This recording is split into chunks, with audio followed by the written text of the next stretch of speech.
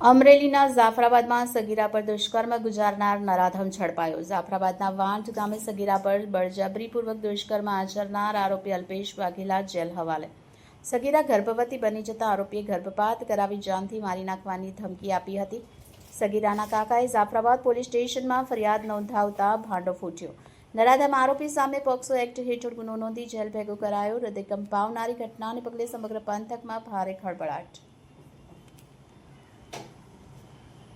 Jafrabad town police સ્ટેશને એક સગીર વયની દીકરી સાથે અવારનવાર દુષ્કર્મ આચર્યાની તેમજ ગર્ભ રાખી ગર્ભપાત કરાયાની તેમજ જાનથી મારી નાખવાની ધમકી આપેલાની એક ઘટના પોલીસ સ્ટેશનને જાણ થતાં આ પોલીસ સ્ટેશનના સ્ટાફ દ્વારા તુરંત જ કાર્યવાહી હાથ ધરવામાં આવેલ છે કે જેના અંતર્ગત પોક્સો એક્ટ તેમજ ભારતીય ન્યાય સંહિતાની સંલગ્ન કલમો હેઠળ ગુનો દાખલ કરેલ છે અને આરોપીને ગણતરીની કલાકોમાં જ ઝડપી પાડેલ છે। જે આરોપીનું નામ છે અલ્પેશભાઈ બાબુભાઈ વાઘેલા અને જે હાલ અત્યારે જેલ હવાલે છે।